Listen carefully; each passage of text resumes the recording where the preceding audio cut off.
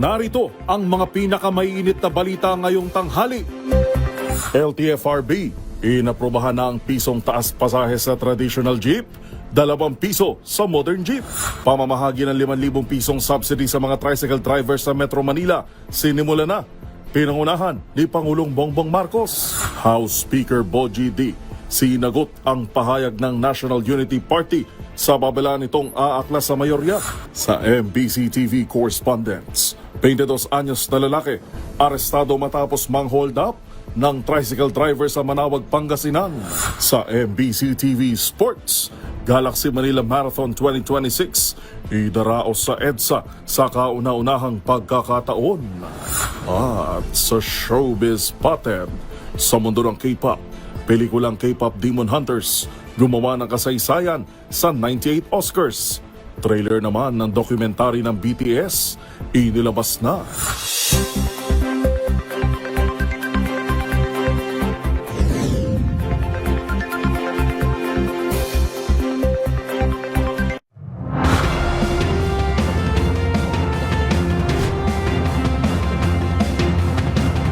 Bawat balita, makabuluhan. Bawat kwento, makapangyarihan. Boses ng Pilipino para sa Pilipino. Live mula sa MBC TV Studio. MBC TV Network News.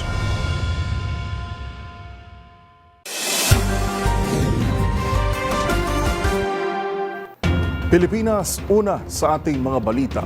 Aprobado na ang taas pamasahe para sa mga pampublikong sasakyan sa bansa dahil pa rin sa epekto ng malawakang taas presyo ng langis. Hindi pa kasama rito ang ilang PUV gaya ng regular taxi, UX Express o UV Express at motor taxi na huling nakapaghain ng petisyon. Una sa balita si Dustin Bayog. Kasado na ang taas presyo sa pamasahe ng mga papublikong sasakyan sa bansa, bunsod ng pagtaas ng presyo ng langis sa merkado. Ayon sa Land Transportation Franchising and Regulatory Board o LTFRB, mula 13 pesos na provisional fare sa mga traditional na jeep ay tataas na ito sa 14 pesos. Ito ay para sa unang 4 na kilometro ng biyahe na katumbas ng 8% increase. 20 centavos naman ang itataas sa pamasahe sa kada dagdag na kilometro. Mas mataas naman ng 20% ang itataas para sa mga sumasakay ng modern jeepney. Taas presyo rin ang pamasahe sa metro buses, kung saan mula 13 pesos para sa ordinary buses sa unang 5 kilometro ay magiging 15 pesos na. Halos 3 piso ang taas nito para sa kada kilometro na madadagdag. 20% din mas mataas ito para sa mga air-conditioned buses.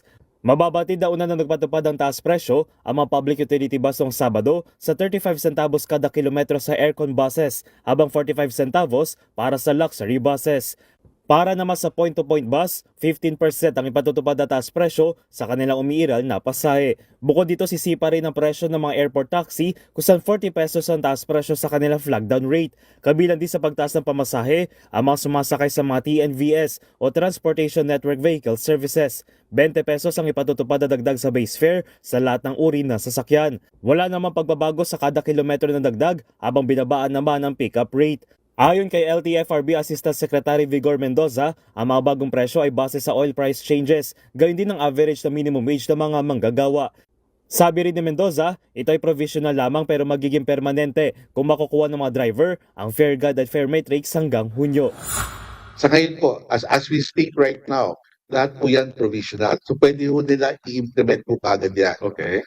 Ang kondisyones para maging permanente na itong mga fares na to is that they secure their fare matrix on or before June 2026. Pero paglilinaw nito na posibleng ibaba muli ang presyo ng pamasahe sa oras na bumalik sa dati ang presyo ng langis o humupa na ang gulo sa gitnang silangan. Samantala, wala pang fare increase para sa iba pang PUV gaya ng regular taxi, UV Express at mga motor taxi na kahain lamang na petisyon at target ito pagdesisyonan sa susunod na linggo. Para sa MBC TV Network News, ito si Dustin Bayog ng DZRH TV. Una sa Pilipinas, una sa Pilipino. Pinangunahan ni Pangulong Bongbong Marcos ang unang araw ng pamamahagi ng ayuda para sa tricycle drivers sa Metro Manila. Bunsod pa rin ng krisis sa langis. Narito ang report ni Lev Narciso. Mismong si Pangulong Ferdinand Marcos Jr. ang nanguna sa pinasimulang pamamahagi ng tulong pinansyal sa mga tricycle driver ngayong araw. Dumalo ang Pangulo sa aktibidad sa ASA Covered Court, Barangay 627 sa Santa Mesa, Maynila. Ayon sa Department of Social Welfare and Development, aabot sa 1,100 ang mga miyembro ng TODA na tatanggap ng tig 5,000 pisong ayuda sa nasabing payout center. Tiniyak naman ni Pangulong Marcos sa publiko na nakaalalay ang pamahalaan sa pagharap sa krisis dulot ng mataas na presyo ng langis. Nakabantayan niya ang gobyerno at ginagawa ng paraan na maibsan ang pasanin ng ating mga kababayan. Sabi ng Pangulo, sunod na ring ipamimigay ang ayuda sa mga driver ng jeepney at TNVS, maging ang para sa mga magsasaka at mangingisda. Nandito tayo, yung government, nandito ang gobyerno, nandito ang pamahalaan. At talagang binabantayan natin kung ano mga bagong pangyayari, kung ano pa narating para naman matiyak na patuloy na makakapaghanap buhay ang ating mga kababayan at patuloy na makapasok sa trabaho yung ating mga commuter at patuloy lang at hindi naman masyadong maging problema itong nangyari nga sa yung gera sa Middle East at asahan po ninyo na kami po ay nakabantay at nakakaalalay sa lahat ng ating mga kababayan. Para sa MBC TV Network News, ito si Let Narciso ng DZRH. Una sa Pilipinas, una sa Pilipino.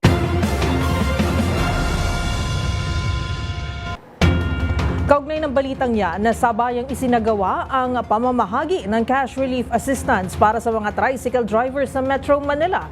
Pinangunahan ni Department of Social Welfare Secretary Rex Gatchalian ang pamamahagi ng 5,000 pesos fuel subsidy sa San Juan City. Nagtungo rin si Gatchalian sa Santa Mesa sa Maynila kung saan na mahigit 4.7 million pesos ang naipamahagi sa 945 na tricycle drivers. Kasama sa aktibidad sina DOTR Secretary Banoy Lopez, San Juan City Mayor at Metro Manila Council President Francis Zamora at Manila Mayor Isko Moreno. Samantala, tiniyak ni Mayor Zamora sa DZRH na malinis at existing ang mga pangalan ng mga driver na nabigyan ng ayuda. Iginit din ng alkalde na mga driver ang tatanggap at hindi operator. Very organized naman po at smooth ang flow ng mga payouts po natin. I'm monitoring also with our other fellow city mayors in Metro Manila. Meron po tayong group chat kung saan minamonitor natin ang kanilang mga payouts. Smooth naman po sapagkat ito'y bagay na pinagtanungan ho namin at talagang very hands-on po si Secretary Gatchalian at Secretary Lopez. So, nakita naman natin kanina sa Manila, very organized po at maayos. Samantala, nagpahayag ang Department of National Defense o DND na wala pang kapasidad ang bansa na mag-escort ng langis sa Strait of Hormuz sa gitna ng panawagan ni US President Donald Trump. Tanging prioridad din daw ng bansa ang masiguro ang kaligtasan ng mga Pinoy seafarer at makatulong sa paghupa ng tensyon sa Middle East. Ang buong detalye sa ulat ni Edniel Parosa. Aminado si Defense Secretary Gilberto Teodoro Jr. na walang kapabilidad ang Pilipinas na magpadala ng puwersa sa Strait of Hormuz. Sa kabila ito ng panawagan ni US President Donald Trump sa mga bansang nakadepende sa lugar para sa kanilang supply ng langis. Kinalampag ni Trump ang ibang mga nasyon na mag-deploy ng kanilang warships upang mag-escort sa mga oil tanker na hindi makadaam dahil sa pagharang ng Iran. Pero sa ambush interview dito sa Lawak, Pangasinan, sinabi ng kalihim, prioridad ng Pilipinas ang sumuporta sa mga hakbang at panawagang magpapahupa ng tensyon sa gitnang silangan. Liban sa epekto sa ekonomiya dulot ng oil crisis, pangunahing alalahanin umano ng gobyerno ang kaligtasan ng mga overseas Filipino worker na maaari ring matamay sa mga walang habas na missile attack. Wala tayong capability na mag-escort sa amin, buti na academic yun wala tayong capability na mag-escort. Ngunit, lahat ng bagay na makakatulong, lalo na mag-escalate, kasi ang nalalagay sa panganib yung Filipino seafarers natin at saka yung mga OFW natin. Tiniyak naman ni Teodoro na nakabantay ang Armed Forces of the Philippines sa maaring leksyon sa Gulf region. Kabilang ditong paghahanda sa supply chain ng AFP at reserbang langis para sa military operations at facilities. Ginawa ni Teodoro ang pahayag kasabay ng distribusyon ng agricultural supply sa higit 1,000 mga benepisyaryo. Inaasahan kasi umanom tataas din ang gastos ng mga magsasaka dahil sa nagmahal ding fertilizer, dulot ng bakbakan sa gitnang silangan. Utos umano ni Pangulong Bongbong Marcos sa DMD at AFP ang dagdagan ng tulong sa mga lugar na pinagdarausan ng military drills gaya ng paparating na balikatan exercises. Ako si Edniel Parrosa, DZRH. Una sa Pilipinas, una sa Pilipino. Sa iba pang balita, may bagong pinuno ang Bureau of Fire Protection o BFP. Itinalaga bilang officer in charge ng BFP si Fire Chief Superintendent Wilberto Rico Neil Angquan Chu. Inanunsyo ng BFP ang pagkakatalaga kay Chu sa bisa ng kautusan na inilabas ni Executive Secretary Ralph Recto. Papalitan ni Chu si Direktor Jesus Fernandez na iniimbestigahan sa umano'y milyong-pisong kickback sa pagbili ng mahigit 130 ambulansya ng ahensya at mga katiwalian.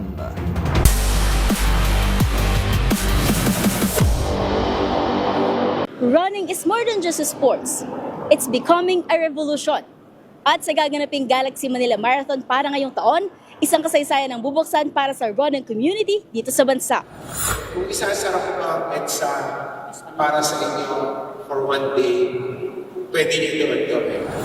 Sa kauna-unahang pagkakataon, gagamitin ng isa sa pinakaimportanteng kalsada sa bansa bilang ruta ng isang major marathon, ang Galaxy Manila Marathon 2026, kung saan libu-libong runners ang inaasahang lalahok. Kilala ang EDSA hindi lamang bilang pangunahing highway ng Metro Manila, kundi bilang simbolo rin ng kasaysayan at pagkakaisa ng mga Pilipino. So malaking bagay ito para sa mga runners kasi bibihira lang gamitin ito.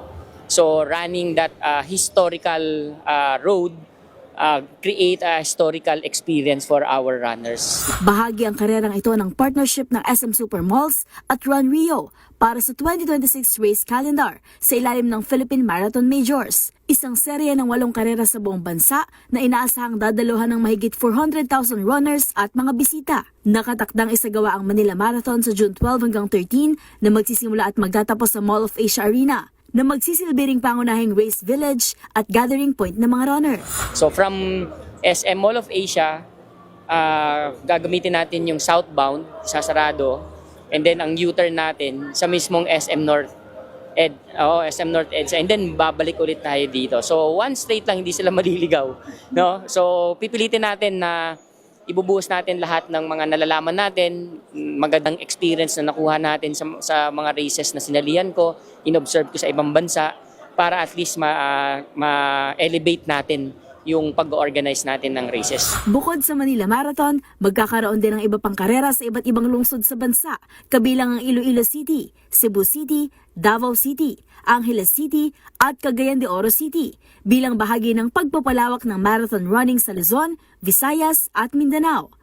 Ang mga karera ay kinikilala ng World Athletics at may sertipikasyon mula sa Association of International Marathons and Distance Races o AIMS, na nangangahulugang sumusunod ang mga ito sa international marathon standards at maaaring magamit ang mga resulta para sa global rankings at world records. Sa pamamagitan ng mga marathon na ito, inaasahang mas marami pang Pilipino ang mahihikayat na makibahagi sa running at sa aktibong pamumuhay habang nagiging venue rin ng mga pangunahing kalsada at tungsod sa bansa para sa malalaking sports events.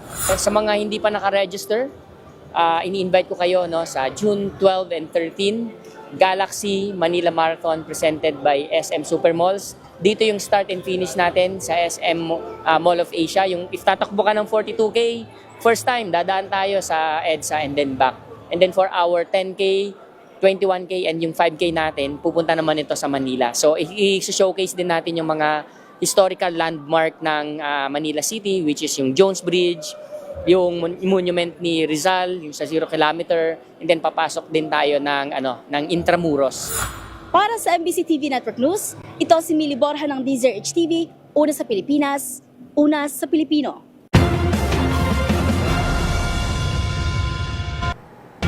Kumpleto ng humarap sa National Bureau of Investigation o NBI ang 18 dating Marines at bagmen umano ni dating Congressman Zaldico. Ayon sa legal counsel na si Attorney Levy Baligod, hindi totoo na hindi sila pumayag na mausisa ng NBI tungkol sa kanilang affidavit. Ang mga detalye ibabalita live ni Giselle Ricafort. Giselle?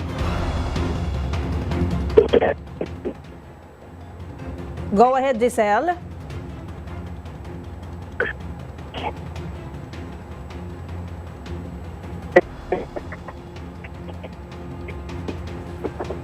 Babalikan natin ang balitang yan ni Giselle Ricafort.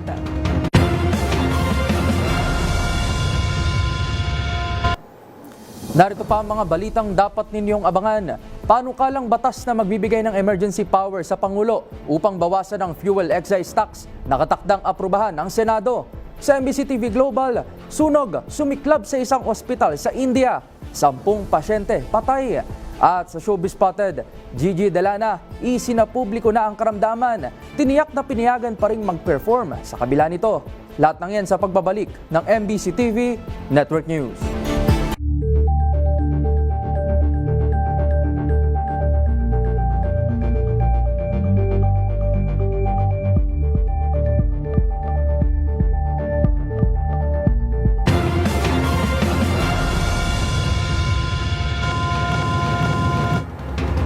Balikan natin ang balita ni Giselle Ricafort. Kumpleto ng humarap sa National Bureau of Investigation o NBI ang 18 dating Marines at bagmen umano ni dating Congressman Zaldico. Ayon sa legal counsel na si Attorney Levy Baligod, hindi totoo na hindi sila pumayag na mausisa ng NBI tungkol sa kanilang affidavit. Ang mga detalye ibabalita live ni Giselle Ricafort. Giselle? Balik National Bureau of Investigation yung 18 na napakilalang dating sundalo at security aide ni resigned Congressman Zaldico ng Ako Bicol. Gayon din yung abogado nila na si Attorney Levy Baligod. Ito'y matapos silang ipasabina ni NBI Director Attorney Melky Matibag sa ikalawa ng pagkakataon. Sa ambush interview, pinabulaanan ni Baligod na hindi pumayag yung mga dating marina mausisa ng Bureau tungkol sa kanilang affidavit. Hindi anya totoong background check o identity verification lang yung nangyari sa una nilang pagharap noong March 12. Pero kahit daw sinwestiyon nga yung limitasyon ng sabina ng NBI, pumayag si Baligod na makausap isa-isa ng Bureau yung mga ex-marine. Idiniin ng abogado na parang inutusan lamang ng ombudsman ng Bureau na bumili ng suka pero nag-grocery na raw ito. Ombudsman lang anya at hindi ang NBI ang nag-obliga sa kanilang magsumite ng individual affidavit. Pakinggan natin. Kung sinabi ng lead investigator na pati yung laman ng affidavit ay tatanungin nila, so sabi ko, sandali lang, mukhang lalampas kayo doon sa ibinigay sa inyo na authority, yung delegated authority. Parang inutusan kang bumili ng suka, nag-grocery ka na, parang ganon. Sinabi ni Baligod na magsusumiti sila ng hinihinging mga dokumento ng NBI kagaya ng Contract of Employment. Pero dahil wala na anya rito si Zaldico para mag-issue ng sertifikasyon, secondary evidence na lamang yung isusumiti nila, partikular yung mga larawan ng identification cards. Pinasurrender din kasi umano sa mga ito yung kanilang mga ID ng ma-terminate sa trabaho. Pakinggan natin ang abogado. Ang hiningi sa amin ng NBI, yung contract of employment, mga screenshot ng mga chats nila, original ng mga pictures, and so many others, no? Natanggap namin yung sabina ng NBI noong Biyernes lamang. Yung iba umuwi sa mga kanilang bahay, no? So, yung contract of employment na hinihingi nila, ang problema namin wala na dito si Zaldico para mag-issue ng certification na empleyado sila. So ang secondary evidence namin ay yung kanilang mga identification cards. Diba? Pero nung terminate sila, pinasurrender ang kanilang mga identification cards. Pero meron kaming mga litrato ng identification cards. Inakusahan ni Baligod si dating Budget Secretary Amena Pangandaman na personal umanong tinanggap yung malay-maletang pera mula sa mga dating sundalo. Ayon sa abogado, nangyari yung delivery kay Pangandaman sa basement 3 ng Horizon Homes. Nang tanungin kung may mga ebidensya laban sa dating kalihim, tumango lamang si Rigod. Pero aminado siya na hindi lahat ng inaakusahang politiko direkta o personal na tinanggap yung mga kickback mula sa flood control. Pakinggan natin. Yung iba, pero yung iba, personal. Halimbawa, si Secretary Pangandaman. Siya mismo ang tumanggap eh. Pumunta siya sa basement 3 ng Horizon Homes. Siya mismo ang tumanggap. So, hindi totoo yung hindi direkta. No? Hinihinga na ng DZRH News ng pahayag si Pangandaman kaugnay ng aligasyon, pero hanggang sa mga oras na ito, wala pa rin siyang tugon. Para sa NBC TV Network News, ito si Giselle Ricoport para sa DZRH, una sa Pilipinas, una sa Pilipino. Maraming salamat, Giselle Ricafort.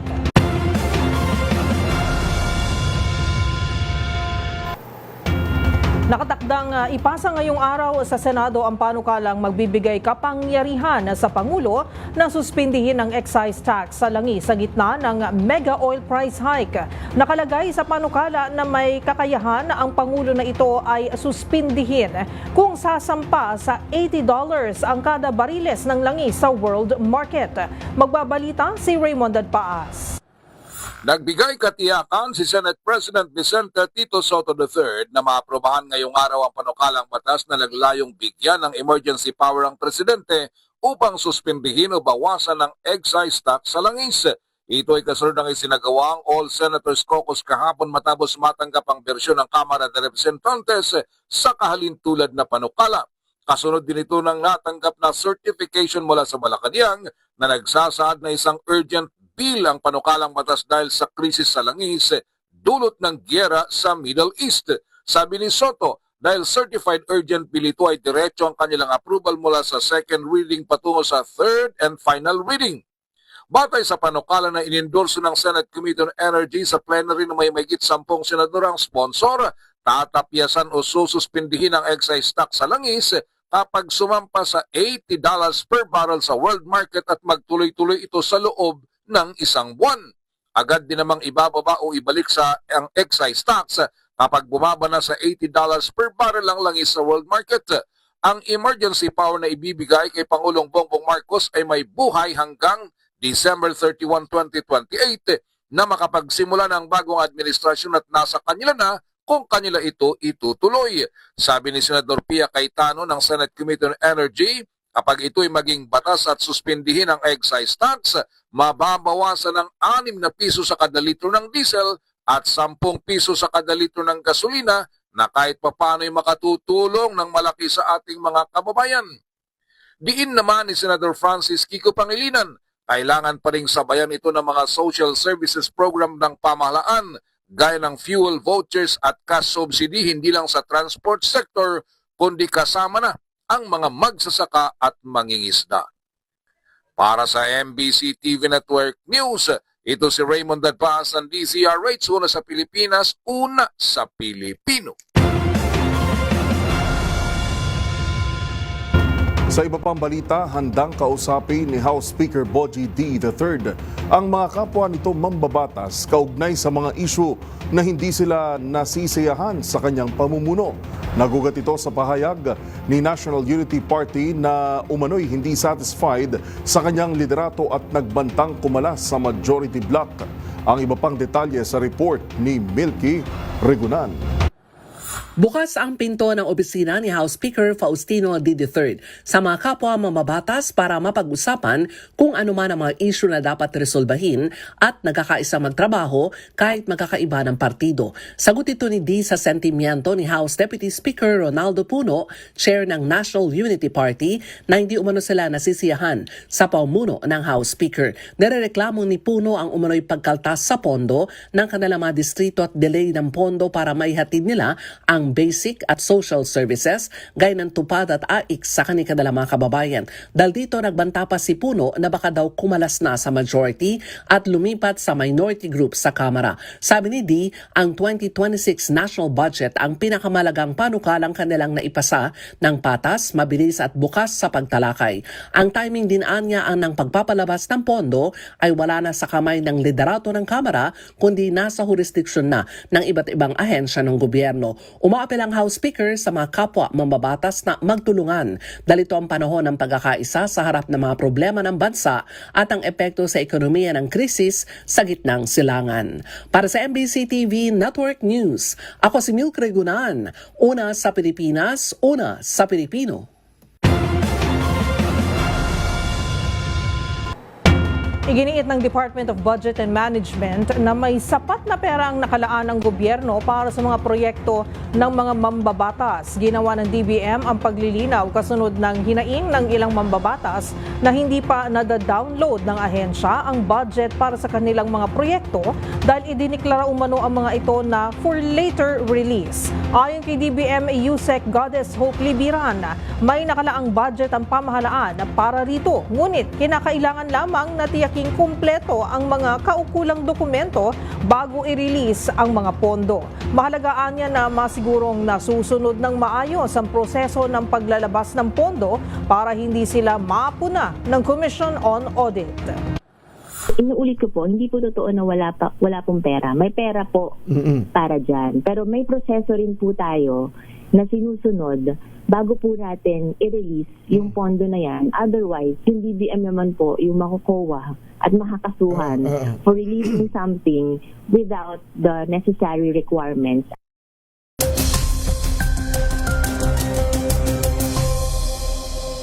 Pilipinas, para sa ating ulat panahon ngayong araw ng Martes, mas humina na ang epekto ng hanging amihan at sa Luzon na lamang ito umiiral ngayon. Asahan po natin na masihina pa ang epekto nito sa mga susunod na araw at linggo. Gayunpaman, asahan ng maliwalas na panahon maliban na lang po sa ilang bayan sa northeastern section ng Luzon na may tsansa pa rin ng pag-ulan dulot pa rin ng amihan. Sa Visayas at Mindanao, fair weather condition ang inaasahan at may tsansa na lang ng maihinang pag-ulan. Dulot naman ito ng localized thunderstorm. Sa ngayon, ayon sa Pag-asa, wala pa rin tayong minomonitor na sama ng panahon sa loob at labas ng ating par.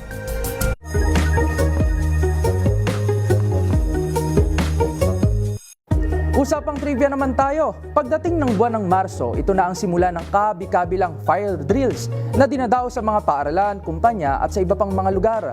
Ito na kasi ang hudyat ng pagpasok ng Fire Prevention Month. Pero alamin na this, bakit nga ba tuwing buwan ng Marso itinakda ang Fire Prevention Month?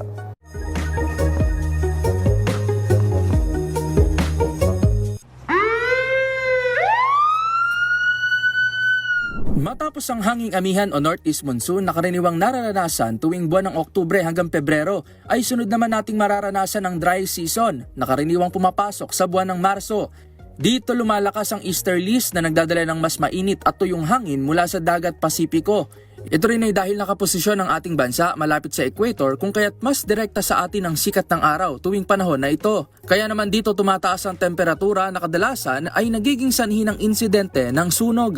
Ayon sa Presidential Proclamation No. 115-A, tinalaga ang Marso bilang Fire Prevention Month para magturo ng fire safety precautions at iba pa. Ito ay upang makaiwas sa sakuna na dulot ng mainit na panahon lalo na ngayong pabago-bagong klima bunsod naman ng climate change. Gayun din ay upang mas maging maalam ang mga Pilipino sa mga dapat na gawin tuwing may sunog at lalo na ang dapat iwasan sa pagkakaroon nito. Kaya naman sa mga susunod na linggo, inaasahang maglalabas na rin ang DOST Pag-asa ng mga heat index kung saan inaabisuhan ang lahat na maging handa. Tandaan, mas makulay ang mundo kung alam mong hiwaga sa pag-ikot nito. Ako po si Rovic Manuel nagpapaalalang sa kaalaman ay walang labis, magsaliksik para siguradong alam na this.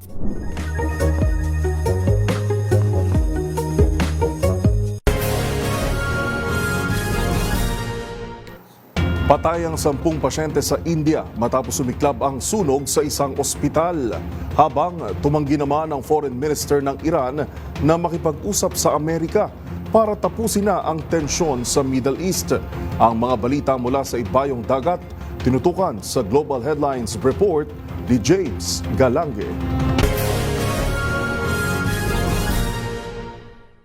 Balita mula sa India, 10 pasyente ang nasawi sa sumiklab na sunog sa isang ospital sa Odisha State bunsod na umano na electrical short circuit. Habang 11 staff at nurse naman ang kasalukuyang ginagamot sa ICU na nagtabo ng severe burn mula rin sa nangyaring insidente. Kasalukuyang inalam pa ng otoridad ang iba pang posibleng dahilan ng sunog, ngunit base sa mahuling ulat, madalas na ang sakuna sa lugar bunsod din ng electrical faults. Oktubre ng nakarang taon, 6 naman ang nasawi sa isa ng ospital habang noong 2024, 10 bagong panganak na bata rin ang namatay sa ospital dahil din sa sunog. Samantala, balita naman mula sa Iran. Tumanggi naman si Iranian Foreign Minister Abbas Araghchi na may pag-usap sa Amerika para tuldukan ang nagaganap na gyera sa Middle East.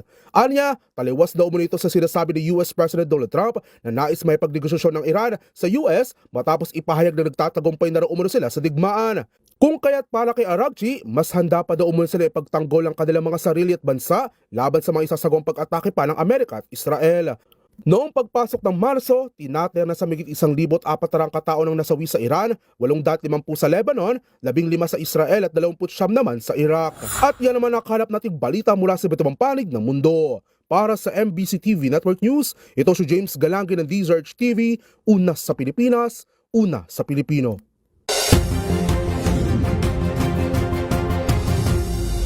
Sa kapapasok lamang na balita, patay sa pamamaril ang chairman ng barangay sa General Natividad sa Nueva Ecija, habang sugatan naman ang isa nitong kasama. Alamin natin ang pinakahuling detalye sa live report ni Grace Sansano. Grace, kamusta dyan? Kanya ang sinasabing biktima ng pamamaril sa bahagi ng General Mariano Llanera dito sa bayan ng General Natividad, Mariano Natividad. Ang mga biktima ay sakay ng isang sasakyan at dito biglang dumating ang gunman. Kanina lamang ay pinamanga ng Regional Director ng PNP sa Central Luzon na si Brigadier General Jesse Mendez ng ating nakapulian, kung saan dumalunga ang naturang Regional Director dito sa turnover ng bagong Provincial Director sa lalawigan ng Aurora. At kanina, ayon sa kanya, nadala pa sa paggamutan ang victim chairman habang ito ay nilalapatan ng lunas, pero pinawian na rin ng buhay habang yung kasama niya na isa ay patuloy na ginagamot.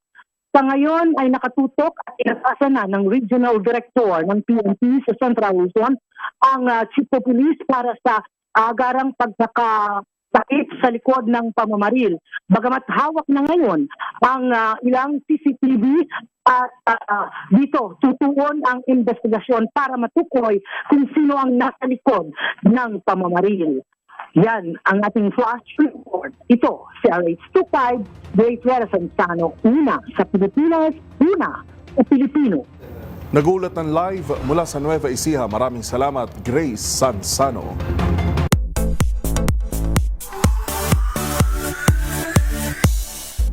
Sa mundo ng showbiz, matapos himatayin sa isang gig kamakailan, may ibinahagi ang singer na si Gigi Delana tungkol sa kanyang kalusugan. Kung ano ang heart condition ni Gigi, alamin sa report na ito. My doctors actually confirmed that I have pericarditis, which means the lining around my heart is inflamed. Yan ang ibinunyag ng singer na si Gigi Delana sa pamamagitan ng isang Facebook Live, ilang araw matapos siyang mag-collapse sa isang gig sa Samal, Davao del Norte. Dahil sa naturang kondisyon, nakararanas niya ito ng biglaang pananakit ng dibdib. Kwento pa ng mga awit, mahigpit naman siyang minomonitor ng mga doktor na pinayuhan siyang mamuhay pa rin niya ng normal o kanyang nakagawian at tiniyak sa fans na okay siya. Me to continue performing and doing my daily activities as long as I listen to my body. Sa huli, nagpaabot ito ng pasalamat sa lahat ng mga sumusuporta at dasal ang hiling para sa kanyang paggaling.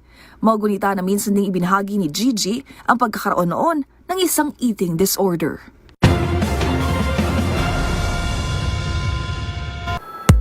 At sa aking pagbabalik, K-pop Demon Hunters gumawa ng kasaysayan sa Oscars. Tutok lang sa MBC TV Network News. BRB!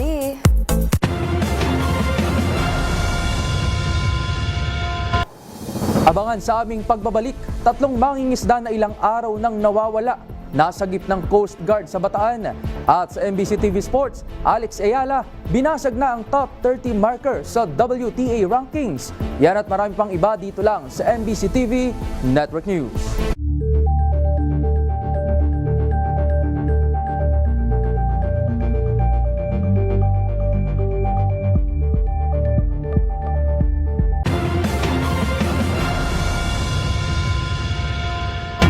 Sa pagpapatuloy ng ating balitaan, arestado ang isang 22 anyos na binata sa Pangasinan matapos umanong hold up ng isang tricycle driver.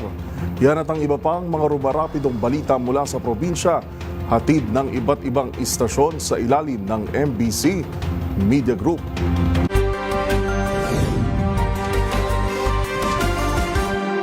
Himas Rias ngayon sa Manawag Police Station ay isang 22 anyos na binatang residente na nabanggit na bayan matapos itong maaresto dahil sa pang-hold up sa isang tricycle driver. Batay sa ulat ni Manawag Chief of Police Major Peter Pulsison, alas 8 ng umaga nag-report sa kanilang himpila ng isang 27 anyos na binata, tricycle driver residente ng Ordaneta City at sinasabing na-hold up siya ng nag-iisang suspect at natangay ang kinita niyang 500 pesos na tinangkapang kunin ang susi ng kanyang motorsiklo, subalit hindi ito nagtagumpay. Agad ay nagsagawa ng follow-up operation ng mga kapulisan at naresto ang suspect. Nakumpiska rito ang isang patalim, isang plastic sachet na naglalaman na hinihinalang shabu na tumitimbang ng 0.10 grams na may street drug price na 680 pesos at 3 bala ng kalibre 38 baril. Kasong paglabag sa Republic Act 9165, Comprehensive Dangerous Drug Act of 2002, Republic Act 10591, illegal possession of ammunition at robbery ang kinakaharap na kaso ngayon ng akusado.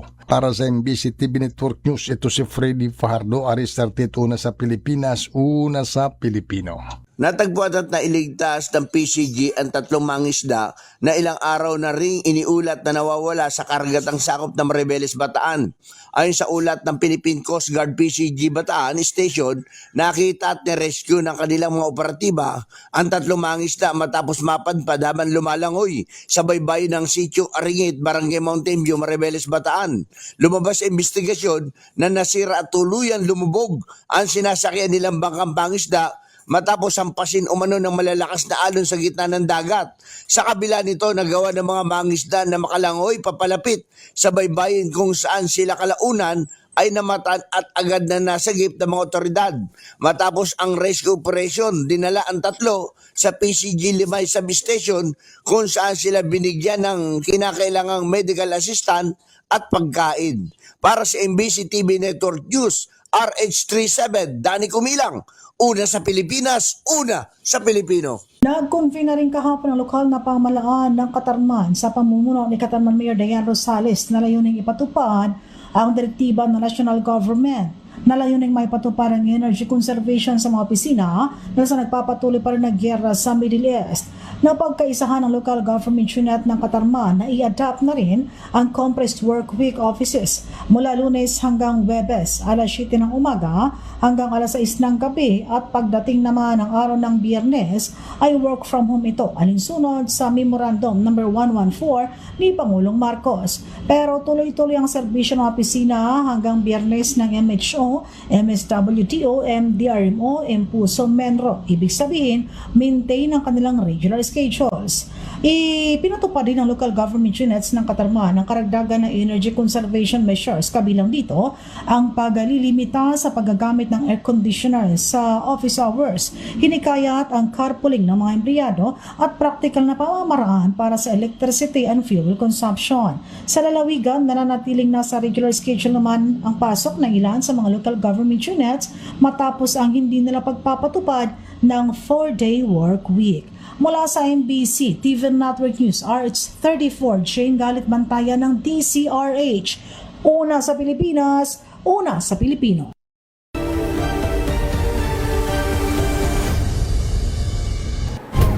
Kinikilala ng ating saligang batas sa mga karapatan ng ating manggagawa sa disenteng trabaho at pasweldo. At bahagi ng karapatan na ito ay ang pagbuo o pagsali sa mga unyon na layong i-representa ang panig ng mga manggagawa sa mga talakayan tungkol sa ilang issue ng trabaho gaya ng mga benepisyo. Ano nga ba ang mga batas na pumuprotekta rito? Alamin yan sa report ni Dustin Bayog.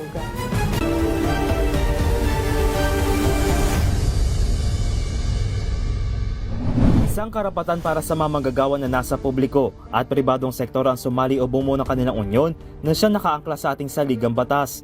Ito ay nakapaloob sa Article 3 o Bill of Rights, partikular Section 8 ng 1987 Constitution na isang karapatan na pagbuo ng unyon o asosasyon at hindi dapat ito malimitahan. Ito rin ay nakapaloob sa umira na Labor Code of the Philippines na layong masiguro ang industrial peace at ang partisipasyon ng mga manggagawa sa policy making ng isang kumpanya na may kaugnayan sa kanilang karapatan at interes. Dito rin ay pumapasok ang tinatawag na collective bargaining kung saan bahagi ng negosasyon ng manggagawa at employer upang pag-usapan ang ilang bagay tulad ng pasahod, oras ng trabaho, benepisyo, proteksyon at iba pa hanggang sa makabuo ng collective bargaining agreement o CBA. Sa ibabanda nakapaloob naman sa Republic Act No. 875 Section 4 ang pagbabawal sa mga employer na mamagitan o hadlangan mga empleyado na sumali o bumuo ng unyon. Kabilang dito ang pagsama sa requirements sa trabaho na hindi maaaring sumali sa unyon, magdulot ng diskriminasyon laban sa mga empleyado, tumanggi magkaroon ng collective bargaining at iba pang uri ng panghahadlang. Kung ito ay malalabag, maaari silang maharap sa multang 100 hanggang 1,000 piso o kulong na hindi bababa na 1 buwan hanggang 1 taon. Samantala, kinakailangan naman magparehistro ang mga unyon sa Department of Labor and Employment o DOLE. Kaya kung mayroon pa kayo nakikitang ipinagbabawal na akto o mayroon kayong reklamo, itagyo kami sa DZRH. Hoy, bawal yan!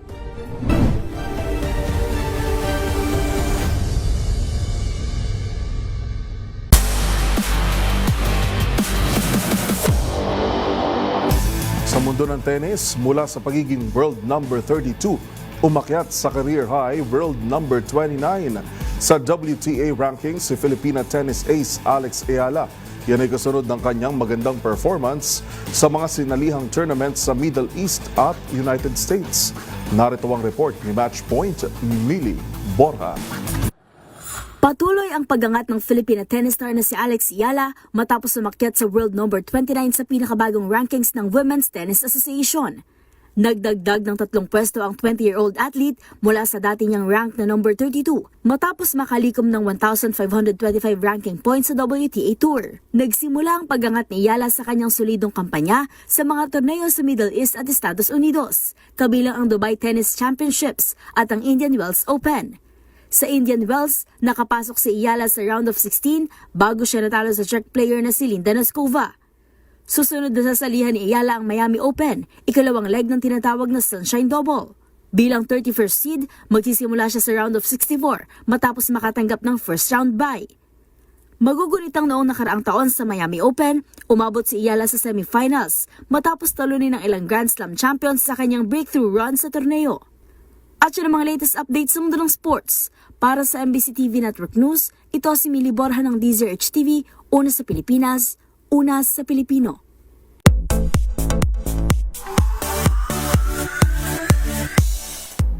Not just one, but two. Dalawang parangalang nasungkit ng most watched Netflix film of all time na K-pop Demon Hunters sa nagdaang Oscars. At official trailer ng dokumentaryo tampok ang much-awaited comeback ng BTS inilabas na.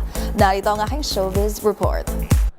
Isang historic milestone na naman ang nakamit ng global phenomenon na K-pop Demon Hunters. At sa pagkakataong ito, sa prestihiyosong Oscars, umukit ng kasaysayan ang pelikula matapos magoging Best Animated Feature Film.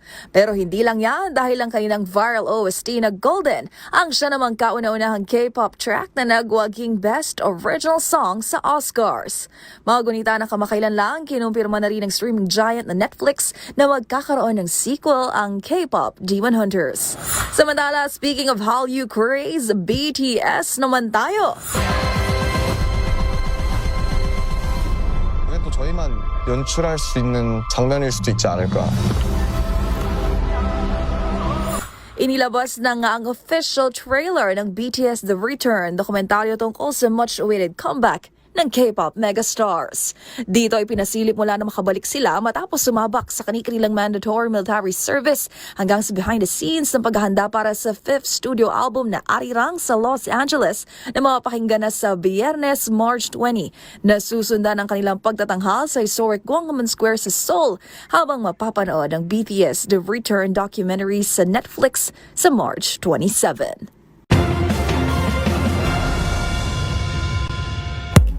Para sa MBC TV Network News, ito ang Showbiz Angel ng DZRH TV. Una sa Pilipinas, una sa Pilipino. Balik sa inyo, Miss Karen and Yuel. Maraming salamat, Showbiz Angel. At yan po ang mga nakalap naming balita ngayong araw ng Martes. Ito si Yuel Reyes. At ako naman po si Karen Ouyong. Magkita-kita tayong muli bukas, araw ng Miyerkules, para sa mga balitang makabuluhan, mga kwentong makapangyarihan. Hatid ang boses ng Pilipino para sa Pilipino. Ito ang MBC TV Network News. Una sa Pilipinas, una sa Pilipino.